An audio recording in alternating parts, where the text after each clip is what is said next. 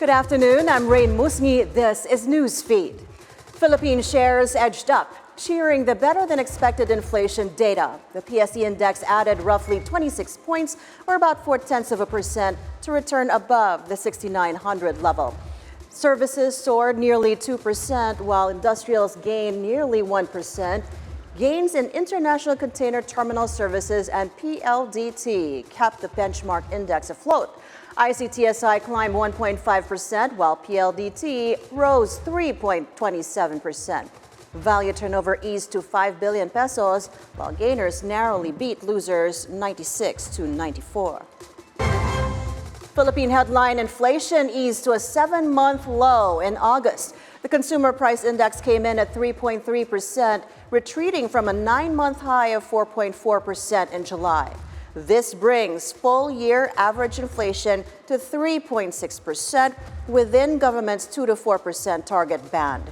The slowdown in August was mainly driven by slower increases in the prices of food and transport costs. Rice inflation also eased to 14.7%, the slowest since October 2023. President Bongbong Marcos credited this to reduced tariffs on imported rice. He also assures Filipinos concrete steps are being taken to cushion the impact of inflation on households.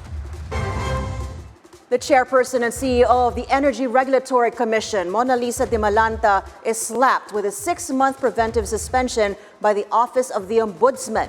This is in connection with a case filed by advocacy group NASICOR, accusing her of gross neglect of duty and conduct prejudicial to the best interest of service.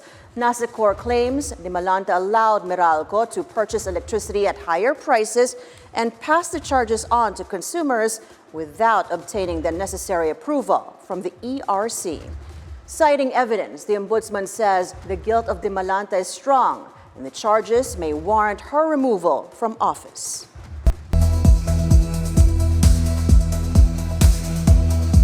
Another school shooting rocks the U.S. 4 killed and at least 9 more injured after 14-year-old gunmen opened fire at a Georgia high school. 2 of the victims were students, the other 2 teachers. The suspect, identified as Colt Gray, will be charged and tried as an adult. Authorities say Gray had been interviewed last year over online threats about committing a school shooting. This is the first mass campus shooting in the U.S. since the new school year started. I'm out here because I'm really concerned for my community. I don't think that our educators or our students or our children should be concerned or scared of being harmed in a place where they can find refuge and like food and community. Like, a school for education should not be some place where you worry about being shot. Speaking at a campaign event in New Hampshire, U.S. Vice President and Democratic presidential candidate Kamala Harris condemned the incident, calling for tighter gun laws. But this is just a senseless tragedy on top of so many senseless tragedies. And it's just outrageous that every day in our country, in the United States of America, that parents have to send their children to school worried about whether or not their child will come home alive. It's senseless. It is. We've got to stop it. And we have to end this epidemic of gun violence in our country once and for all. Let's head to Hungary now for a look at a local ice cream parlor offering the wackiest flavors. For starters, Roberto Confectionery serves beer and potato pancake flavored ice cream.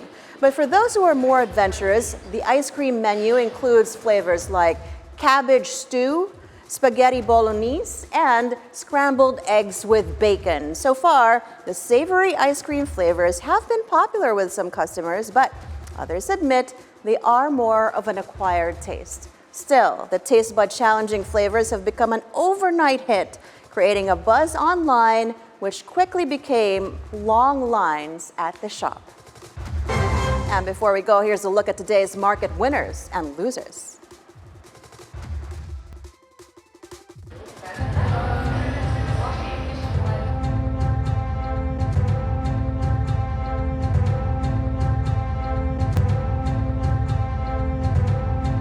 And those are the news this hour. I'm Raine Musñgi. Stay tuned to BNC on Free TV Channel 31 and on our website, bnc.ph. Thank you so much for watching.